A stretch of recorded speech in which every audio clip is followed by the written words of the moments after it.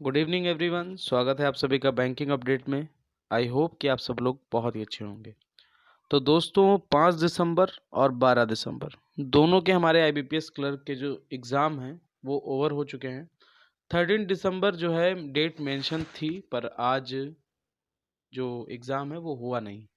तो 2 ही दिन में आईबीपीएस वालों ने अपने एग्ज़ाम कंप्लीट करा दिए।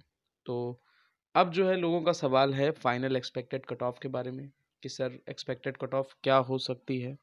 तो स्टेट वाइज कट ऑफ के बारे में हम आज इस वीडियो में पूरा चर्चा करेंगे, लेकिन उससे पहले कुछ इंपॉर्टेंट चीज़ें आपके साथ डिस्कस करनी है, क्योंकि कल कई सारे जो हमारे एस्पायरेंट्स हैं जिन्होंने कल एग्ज़ाम दिया है उनका कहना है कि सर शिफ्ट जो है टफ आई थी, डेफिनेट टफ आई थी।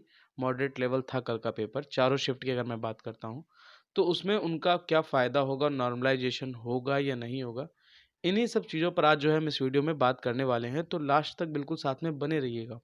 और उससे पहले अगर आप पहली बार अपने चैनल पर विजिट कर रहे हैं तो चैनल को सब्सक्राइब जरूर कर लीजिएगा। ओके, तो बात करते हैं आईबीपीएस, अगर आईबीपीएस क्लर्क की, तो हमको तो ये लगता है कि शायद उन्होंने यही सोच के रखा है कि पहली दूसरी तीसरी शिफ्ट के बंदों को उठा लेना है, बाकी सब लोग भाड़ में जाओ। फिलहाल मजाक था, ऐसा नहीं है। सबसे पहले नंबर पे बात करते हैं 5 तारीख की। देखिए ऐसा है, मैंने अपने पोल में भी आपको दिखाया था। 5 तारीख 5 दिसंबर को जिनका भी एग्ज़ाम हुआ, ठीक है, और उसके बाद 12 तारीख को, अगर मैं बात करूँ 5 तारीख को प्रॉपर शिफ्ट की बात करते हैं तो पहली, दूसरी, तीसरी और चौथी शिफ्ट में, ठीक है। तो 5 तारीख को जो हमारी ये जो 3 शिफ्ट थी ना, इसके अगर हम एग्ज़ाम के अगर लेवल की बात करें तो इजी टू मॉडरेट था। और लोगों के जो अटेम्प्ट थे वो बहुत ही अच्छे थे। मतलब कई सारे लोगों ने 75 प्लस, 80 प्लस, और कई कई लोगों ने जो है 85 प्लस तक पहुंचे हैं, ठीक है। लेकिन जब इस शिफ्ट की बात करते हैं, यानी 5 दिसंबर के लास्ट शिफ्ट की, ये हमारा मॉडरेट लेवल में आ जाता है। वहाँ पर लोगों को कई सारी प्रॉब्लम फेस करनी पड़ी बाकी अन्य शिफ्टों के मुकाबले। ओके, अब 12 तारीख में थोड़ा मूव ऑन करते हैं। 12 की बात करें तो पाँचवीं, छठी, सातवीं, आठवीं, मतलब पहली, दूसरी, तीसरी, चौथी। ओके, टोटल 8 शिफ्टें हुई हैं दोनों एग्जाम को मिलाकर अगर हम बात करते हैं तो यहाँ पर जो चारों शिफ्ट है ना आपकी, ये पूरी मैं बात कर रहा हूँ, ठीक है, ये पूरी की पूरी मॉडरेट रही हैं। जो कल के लिए कह रहे थे बिल्कुल सही है, नॉर्मलाइजेशन बिल्कुल होगा, अच्छे लेवल पर होगा, क्योंकि मॉडरेट आपको चारों शिफ्टें जो हैं देखने को मिली हैं कल की। और 5 तारीख को जो लास्ट शिफ्ट थी बिल्कुल उसका भी था, क्योंकि जो गुड अटेम्प्ट 5 तारीख को पहली, दूसरी और तीसरी शिफ्ट वालों ने किए, 12 तारीख वाले वहां तक पहुंच ही नहीं पाए। अब उसका रीजन आप कुछ भी कह सकते हैं, एक हफ्ते का जो गैप था उसके बारे में भी बात कर सकते हैं, क्योंकि एग्जामिनर भी ये चीज़ जानता है ना कि बच्चे जितना आगे हैं उनसे आगे हमको निकलना है, जाहिर सी बात है। तो नॉर्मलाइजेशन का अब सबसे पहले लोगों के मन में सवाल क्या होता है, नॉर्मलाइजेशन का मतलब क्या। नॉर्मलाइजेशन का फैक्टर मैं आपको बताना चाहता हूँ कि नॉर्मलाइजेशन में जो भी शिफ्ट आपकी इजी हुई है, ठीक है, और जिसमें इन लोगों ने अटेम्प्ट किए हैं, तो इनके मार्क्स जो हैं इतने, मतलब ऐसे समझ लीजिए कि जितने भी इन्होंने मतलब अटेम्प्ट किए हैं, ठीक है, एक एग्जांपल के तौर पे मैं मान लेता हूँ कि किसी मतलब बंदे ने 72 अटेम्प्ट किए हैं, 75 अटेम्प्ट किए हैं, ओके। तो कुछ हद तक उम्मीद ये कर सकते हैं, अगर नॉर्मलाइजेशन होता है कहीं ना कहीं कम हो सकते हैं या नहीं भी हो सकते हैं। ओके, इजी वाले की मैं यहाँ पर बात कर रहा हूँ, जिसका इजी टू मॉडरेट पेपर था, यानी पहली, दूसरी और तीसरी शिफ्ट की। अब बात करते हैं जो कल एग्जाम दे के आए हैं। अब मैं एक एग्जाम्पल उनका भी लेना चाहता हूँ जिनका पेपर कल की शिफ्ट में मॉडरेट था और जो कल एग्जाम दे के आए हैं। अगर मैं उसकी बात करूँ तो यार लोग आप ऐसे ये चीज़ ये समझ लो कि देखो, एक बंदा जिसने 68 अटेम्प्ट किए होंगे, ठीक है, मैं एक मान लेता हूँ कि 68 अगर उसने अटेम्प्ट किए होंगे ना, तो डेफिनेट वो अपने लिए मेंस की तैयारी स्टार्ट कर दे। 100% एक्यूरेसी की यहाँ पर पूरी बात हो रही है। ये भी एक बहुत बड़ा मतलब रोल है, क्योंकि एक्यूरेसी आपका बहुत मेंटेन अगर आप रखते हो, अच्छी तरीके से है आपकी एग्जामिनेशन में, तो डेफिनेट आप मेंस के लिए प्रिपेयर करो। क्योंकि अगर नॉर्मलाइजेशन हुआ तो कहीं ना कहीं ये 68 नंबर आपके 72 73 के नियर अबाउट बिल्कुल आराम से पहुंच जाएंगे। नॉर्मलाइजेशन में ये फ़ायदा मिलता ही मिलता है जिनकी शिफ्ट मॉडरेट लेवल की होती है। बस शर्त ये है कि आपको अपनी एक्यूरेसी अगर आपने अच्छी कर रखी होगी तो डेफिनेट आपको बिल्कुल फ़ायदा मिलेगा और आप मेंस के लिए प्रिपेयर करना स्टार्ट कर दो। ओके, अब बात करते हैं कि जो हमारी मतलब जोन वाइज क्या क्या मतलब है, कट ऑफ क्या क्या जा सकती है, उसके बारे में बात करते हैं। सबसे पहले नंबर पे ये अपर एवरेज जोन है। अपर एवरेज जोन मतलब जहाँ पर कट ऑफ जो है आपको एवरेज से ज़्यादा जाने को देखने को मिलती ही मिलती है। कुछ स्टेट हैं और यहाँ कैटेगरी की अगर मैं बात करूँ तो ये अनरिजर्व कैटेगरी यानी जनरल कैटेगरी की बात हो रही है। लोगों का सवाल ये भी होता है कि सर हमारी ओबीसी की कट ऑफ के बारे में बताइए, एससी और एसटी के बारे में बताइए, वो भी मैं आपके साथ डिस्कस कर दूं। देखिए, अगर जनरल कैटेगरी की बात करते हैं, ठीक है, जनरल, ओबीसी, एससी और उसके बाद एसटी कैटेगरी, ये हमारी बेसिकली 4 कैटेगरी में जो कट ऑफ है हमको मेंशन होती है। ईडब्ल्यूएस की यहाँ पर ईडब्ल्यूएस और जनरल कहीं ना कहीं सेम हो जाता है। तो जनरल से जो ओबीसी के अगर मैं बात करूँ, कहीं ना कहीं ओबीसी की जो कट ऑफ है वो जनरल के रिगार्डिंग मतलब 5 नंबर तक, मैक्सिमम 5 नंबर, 5 के अंदर ही रहती है, 5 नंबर तक पीछे हो सकता है। मतलब अगर 73 कट ऑफ गिरी है तो आप मान सकते हो कि 69 68 नियर अराउंड ऐसे ही कट ऑफ जो है ओबीसी की रहने वाली है।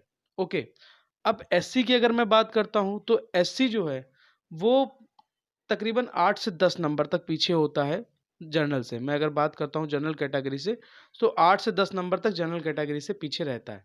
ओके, और एसटी की बात करते हैं तो एसटी 15 नंबर। तो आप उस हिसाब से आगे अपना पूरा अंदाजा लगा सकते हैं कैटेगरी वाइज। ओके, अब अपर अपर एवरेज जोन के बारे में बात करते हैं। तो यहाँ पर कैटेगरी तो मैंने आपको बता दिया, अनरिजर्व कैटेगरी की मैं बात कर रहा हूँ। अब ये कुछ स्टेट हैं, ठीक, जिनकी कट ऑफ जो है अगर आप लास्ट ईयर भी देखेंगे तो कहीं ना कहीं हाई थी, ठीक है, हाई जाती ही है। तो आप देख लेंगे तो देखिए, दिल्ली, हरियाणा, पंजाब, हिमाचल प्रदेश, आंध्र प्रदेश, राजस्थान, चंडीगढ़, जम्मू एंड कश्मीर, केरला और उत्तराखंड। अब बहुत से लोगों का इफेक्ट इस चीज़ पे क्या पड़ने वाला है, मतलब लोग कहेंगे कि सर ये इतनी हाई लेवल मतलब जो जाने वाली है कट ऑफ, उसके बारे में भी देखिए। अगर मैं यहाँ पर के गुड अटेम्प्ट कह सकते हैं, आप एक्सपेक्टेड कट ऑफ की मैं यहाँ पर बात करता हूँ। मैं अगर एक्सपेक्टेड कट ऑफ के बारे में अगर कहूँगा तो आप यहाँ इस इतने सारे जोन में 73 से 78 के नियर अराउंड आप मान सकते हैं। 78 से 78 के नियर अराउंड। ओके, और अगर जैसे जो शिफ्ट जैसे कल की हुई है 12 तारीख को, तो कहीं ना कहीं नॉर्मलाइजेशन अगर होगा भी तो आप यहाँ पर +1 -1 इंक्लूड कर सकते हैं। ओके, लेकिन 73 से 78 के बीच में अगर इन स्टेट से अगर जिन लोगों ने अप्लाई किया है और उनकी एक्यूरेसी अगर मेंटेन है तो डेफिनेट वो मेंस की तैयारी को स्टार्ट कर दें। अब बहुत से लोग ये भी कहेंगे सर कट ऑफ इसलिए ज़्यादा जा सकती है क्योंकि वैकेंसीज ही सर कम है। तो भाई आप पहले एक चीज़ ये जान लो कि तकरीबन अगर मैं ऑफिशियली नोटिफिकेशन की बात करूं तो 2500 के लिए अबाउट वैकेंसी थी। लेकिन मैं पहले भी ये चीज़ कहता आ रहा हूँ, फिर मैं ये चीज़ कह रहा हूँ कि 8 से 10 हज़ार तक वैकेंसी हर हालत में इस साल पहुँचनी ही पहुँचनी है। और जो जो मतलब जो आपका रिज़ल्ट है, रिज़ल्ट के लिए भी लोगों का कई टाइम काफ़ी टाइम से वेट है, वो भी आपको जनवरी में देखने को मिलेगा। इसके बारे में फ़िलहाल हम लोग बाद में बात करेंगे। 73 से 78 के नियर अराउंड आपकी जो कट ऑफ है वो अपर एवरेज जोन की, मतलब जो एवरेज से ऊपर होता है उनकी जाने वाली है। ओके, ये स्टेट आप देख सकते हैं। तो 73 से 78 के नियर अराउंड अगर आपके मतलब अटेम्प्ट हैं अच्छे विद 100% एक्यूरेसी है तो डेफिनेट आप मेंस की तैयारी स्टार्ट कर सकते हैं।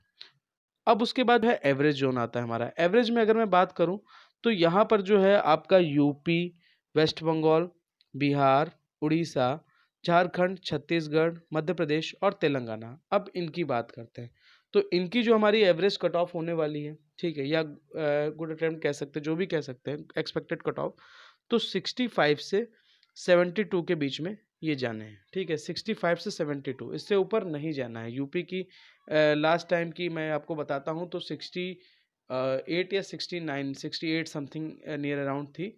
तो इस बार भी जो है बस इससे ऊपर नहीं जाना है। 70 तक रेयर केस है, यूपी में 70 तक ही कट ऑफ आपकी देखने को मिलेगी। 70 71 इससे ऊपर नहीं जाना है। ओके, तो 65 से 72 के बीच में जो है कट ऑफ आपकी रहने वाली है एवरेज जोन की। यहाँ पर आप अपना देख सकते हैं। अगर आपके इतने सेफ अटेम्प्ट हैं विद 100% एक्यूरेसी तो डेफिनेट आप मेंस के लिए प्रिपेयर करना स्टार्ट कर दीजिए। अब बात करते हैं जो हमारा बिलो एवरेज जोन है, मतलब जो एवरेज से भी नीचे आता है, वहाँ के स्टेट की बात करते हैं। महाराष्ट्र, कर्नाटका, असम, तमिल और गुजरात। ओके, तो यहाँ पर जो हमारा कट ऑफ का रेशियो रहने वाला है तो 60 से 66 के बीच में जो हमारी कट ऑफ है वो यहाँ के अगर आपके इतने अगर आपकी कट ऑफ है, एक्सपेक्टेड इस जा सकती है 60 से 66 के बीच में। ओके, लास्ट ईयर बात करें तो कर्नाटका की तो लोग एक्सपेक्ट भी नहीं कर रहे थे, लेकिन बहुत ही नीचे कट ऑफ चली गई थी कर्नाटका की। मुझे एक्चुअल में याद नहीं है, लेकिन हाँ काफ़ी नीचे कट ऑफ थी कर्नाटका की। तो ये जो स्टेट हमारे आते हैं, ये कहीं ना कहीं जो है 60 से 66 के नियर अराउंड ही रहने वाले हैं। और अगर आपके यहाँ इन स्टेट से हैं, अगर आपकी एक्यूरेसी अच्छी है और आपके अटैम्प्ट 60 से 66 के बीच में हैं, तो डेफिनेट आप मेंस की तैयारी करने लग जाइए। अब एक आपसे एक इम्पॉर्टेंट पॉइंट की मैं बात करना चाहता हूँ कि यार देखो ऐसा है, ये जितने भी मैंने आपको एक्सपेक्टेड कट ऑफ बताई है ना, ये भाई एक्सपेक्टेड है, ठीक है, एग्जैक्ट नहीं है। एग्जैक्ट क्या होने वाला है वो तो आने वाले टाइम के आपको पता ही चल जाएगा, ठीक है, कोई इतना परफेक्ट तो नहीं होता है। एक चीज़ मैं और कहना चाहता हूँ, जो भी कैंडिडेट अगर उसने अपने अटेम्प्ट विद 100% एक्यूरेसी किए हैं और 65 प्लस में अगर किए हैं, 100% एक्यूरेसी के साथ मैं बोल रहा हूँ, ठीक है, तो कहीं ना कहीं अगर उसको अपने ऊपर विश्वास है कि मेरे एक भी क्वेश्चन गलत नहीं है, तो आप डेफिनेट मेंस के लिए प्रिपेयर करना स्टार्ट कर दो। ये किसी भी जोन से हो, मैं यहाँ पर सबकी सारी बात कर रहा हूँ मैं, ठीक है। अगर आपको लगता है कि हमारा क्वालिफाई हो जाएगा, मेरी एक्यूरेसी मेंटेन है, देखो वैकेंसी पे ध्यान नहीं देना है, बिल्कुल वैकेंसी का इफेक्ट पड़ेगा ऐसा नहीं है, क्योंकि लास्ट ईयर 2019 की बात करें तो वैकेंसी आपका 2019 में तकरीबन 18,000 के नियर अराउंड पहुंच गई थी। लेकिन अब तो जितना भी खींचा लो, फाइनल अलॉटमेंट तक 10,000 के नियर अराउंड ही रहने वाली है, क्योंकि ऑफिशियली ही कम अनाउंस हुई है।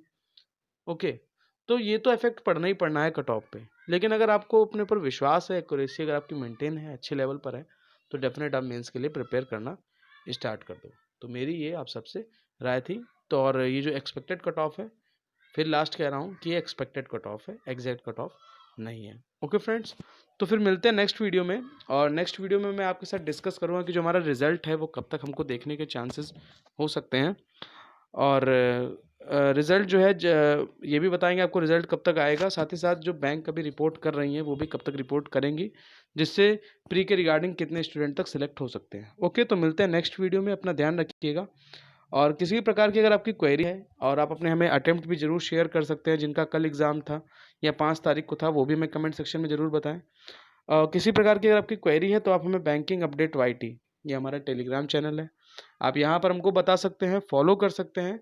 और जो फ्री स्टडी मटेरियल है वो आप हमारे चैनल से प्राप्त कर सकते हैं। Thank you, have a nice day.